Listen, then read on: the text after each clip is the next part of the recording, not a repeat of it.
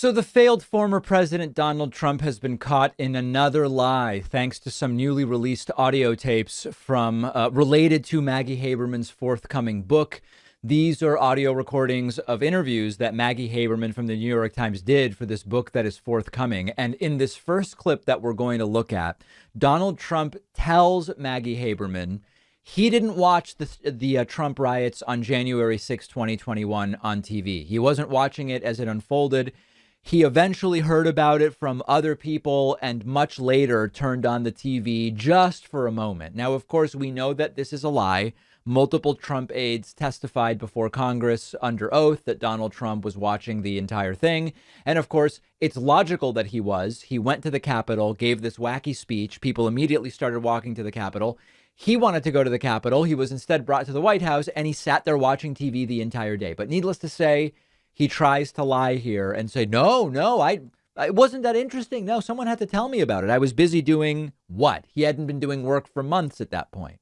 But what were you doing how did you find out that there were people storming the Capitol? I had heard that afterwards, and actually on the late side. Very late, very late. I was having meetings. Mm-hmm. I was also with Mark Meadows and others. By the way, the mention of Mark Meadows makes it even less believable because we know from the testimony of multiple other witnesses that Mark Meadows was 110% engaged with the riots, begging Trump to do something and in touch with Cassidy Hutchinson. All these. The mention of Meadows makes this even less believable. It was already not believable. Mm-hmm. I was not watching television. I didn't have the television on. You weren't, okay. I didn't usually have the television on. I'd have it on if there was something. And of course, that's where Trump goes too far. Trump had the TV on all the time. In fact, he would sometimes have it on during meetings and it would distract him. I then later turned it on and I saw what was happening. I also had confidence that the Capitol, who didn't want these 10,000 people. The Capitol Police, you mean? That okay. They'd be able to control this thing. Mm-hmm. And you don't realize that, they did lose control. So what Trump says there, it just wasn't true on two fronts, that there were aides around him at that time who have testified to the House Select Committee that he indeed was watching television during that period. He would have seen the Capitol falling to his supporters. And also the Capitol Police were clearly overwhelmed by the Trump supporters. Yeah, so it's all lies. And we've talked about it. There's widespread reporting. Reuters, Trump watched January 6th Capitol riot unfold on TV, ignored pleas to call for peace. The entire afternoon was Trump watching it and then initially thinking that it was great. And then later people urging him to do something about it. Trump starting to become upset that the rioters were coming off as so lowbrow. They didn't exactly seem like high class people, was a concern for Trump as that was going on. And we know that it was all lie after lie after lie. Now, there's one other clip here. This is pretty interesting now in the context of the Mar-a-Lago raid. Donald Trump was asked about by Maggie Haberman in these recordings about taking stuff from the White House. And it's all just kind of weird. The language is weird again. That you had with Donald Trump, where you brought up the correspondence he had with North Korean leader Kim Jong-un. The New York Times released audio of this. Now we have audio of this conversation, so let's listen.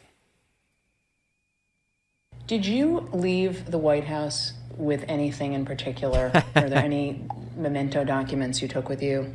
Anything of note? Nothing of great urgency. No. Okay. I have great things there, the letters, the Kim Jong-un letters. I had many of them. You were able to take those with you? Look at what's happening. Wow. Those are the love letters. No, I think I think that's in the archives, but most of it is in the archives. Okay.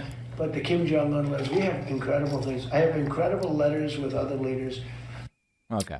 So at least there, Donald Trump not admitting that a whole bunch of different stuff was taken and it was at his house. Of course, that interview was from about a year ago. And so that is something that is particularly interesting at this point in time. Wild stuff, but even in private conversations, Trump lies because Trump lies all the time, and we know that. One of our sponsors today is Blue Chew, a unique online service delivering the same active ingredients as Viagra and Cialis in a chewable form and at a fraction of the cost. And they're giving my audience an entire month's supply for free. So if you think you could benefit from an extra boost of confidence when it's time, all you have to do is take a short quiz on their website. A licensed doctor approves your prescription. The medication comes straight to your home within days in a discreet package. No driving around to the doctor's office or the pharmacy. No waiting around. No awkward conversations with your doctor. All of Blue Chew's tablets are made in the USA. The entire process is just a few clicks. Go to bluechew.com. The link is underneath this video. They'll give you an entire month's supply for free when you use the promo code PACMAN. All you have to do is pay $5 shipping.